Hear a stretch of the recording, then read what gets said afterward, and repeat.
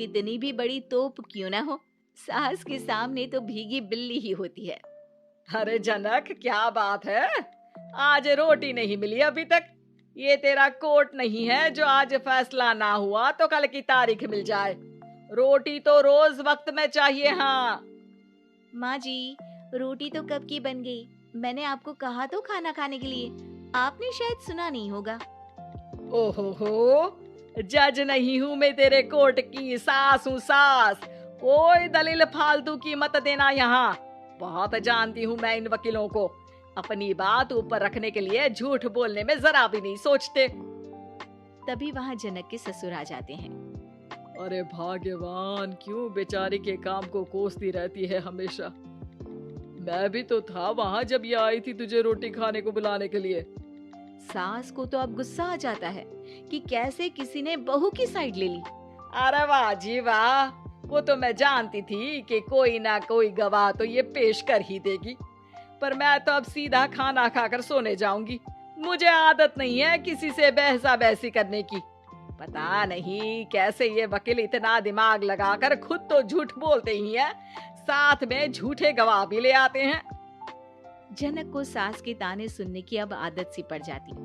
एक दिन जनक वकील की ड्रेस पर काला कोट पहनकर कोर्ट के लिए निकल ही रही होती है कि अरे कहाँ चली काला कौवा बनकर। टोक दिया ना, अब कोर्ट तो वकील वाले ड्रेस पहनकर ही जाऊंगी ना।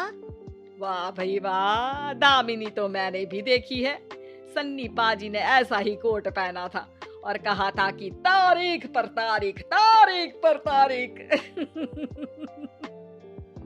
मतलब कि कोई बात करनी है तो बोलिए, वरना वक्त नहीं है मेरे पास खराब करने के लिए। अरे पता नहीं तुझ में क्या देखा मेरे बेटे ने, सारा दिन वकीलों वाली बहस करती है भोली भाली सास के साथ। अच्छा सुन, जो इतनी बहस मेरे आगे करती है ना, जरा अपने बॉस से कर ले, जो 1 साल भी ना हुए तेरी शादी को और काले कपड़े पहना दिए। अंदर जा और लाल कोट पहन कर आ, पता तो चले कि नई नवेली शादी हुई है। अरे माँ जी, कोर्ट में मेरा बॉस क्या करेगा, ये तो पूरे देश की ड्रेस है वकीलों के लिए। लेकिन सास तो ठहरी सास। अच्छा, तो कोई जरूरत नहीं है 2-4 साल कोर्ट जाने की। शादी थोड़ी पुरानी हो जाए तब इजाजत दे दूंगी मैं तुझे काले कपड़े पहनने की। अब क्या था, मन मारकर जनक को लाल रंग का कोट पहनकर कोर्ट जाना पड़ता है। उसके जाने के बाद आहा, बढ़िया, ये पूरे देश की ड्रेस की बात करने वाली। अरे पहना दिया ना लाल कोट। अब सास आए दिन या तो जनक को उसके काम का ताना देती या फिर उसका काम छुड़वा देने की धमकी। तंग आकर एक दिन जनक पति से कहती है, मैं सोच रही हूँ कि कोर्ट जाना बंद ही कर दूं। अरे क्यों यार, इतना अच्छा करियर है, क्यों छोड़ने की सोच रही हो? अरे लाल रंग का कोट पहनकर जाना पड़ता है। हर बात पर सास ताना देती है कि वकील तेज होते हैं, सवाल जवाब करते हैं, झूठी दलीलें देते हैं। अरे तो ठीक है ना, वो जो कहती है अपनी समझ से कहती है, लेकिन तुमको तो पता है ना कि सच्चाई क्या है। जनक को पति की बात से हौसला मिलता है कि तभी घर पर कुछ लोग आ जाते हैं। अरे आइए पंच साहब, कैसे आना हुआ? अरे भाई साहब, सुना है कि आपकी बहू वकील है।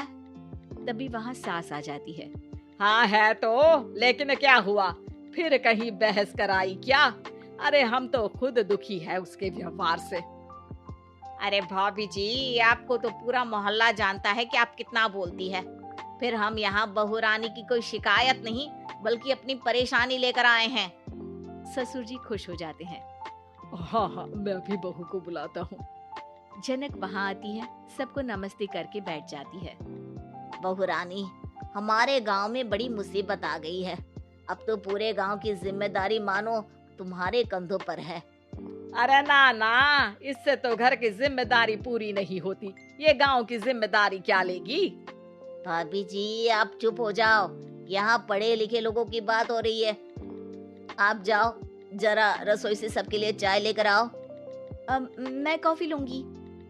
हाँ हाँ, वकील साहिबा के लिए कॉफी। सास सर पैर सब पटक कर वहाँ से निकल जाती है। बहू, गांव में पानी नहीं आ रहा है, पड़ोसी राज्य ने हमारा पानी रोक रखा है। इसका मामला तो बड़े कोर्ट में चलेगा पंच जी, लेकिन ऐसा क्यों? वो राज्य हम लोगों से पानी के पैसे मांग रहा है। अब आधे गांव में पानी की सप्लाई खत्म हो गई है बहुरानी। अच्छा पंच साहब, बात गांव की है तो मैं जरूर केस लड़ूंगी। यहाँ एक बार फिर सास की एंट्री हो जाती है। अरे वाह जी वाह, ये काम करवा लो, आप हमारी बहू से बहुत अच्छा करती है। मैं हूँ सीधी सादी सास। इस लड़की ने कैसे लड़ लड़ कर मुझे साइड कर रखा है, ये तो अब आपको पता चल ही जाएगा। अरे भाभी जी, आपकी आवाज तो पूरे गांव को सुनाई पड़ती है जब आप बहू रानी को सुंदर वचन सुना रही होती हैं। अरे वकील बहू मिली है, फक्र करो फक्र। हाँ जी हाँ, सारी फकर तो हम लोग ही करें। खैर, अब जो केस लड़ेगी और पानी गांव में आ जाता है तो पंच साहब लिख कर देना होगा कि हैंड पाइप में सबसे पहले मेरी बाल्टी और घड़ा भरेगा। अरे फिर तो हम बहू रानी के नाम पर घर पर ही सप्लाई दे देंगे, लेकिन ये इतना आसान नहीं है। बहू, गांव के पास अभी वकील करने की भी पैसे नहीं है तो।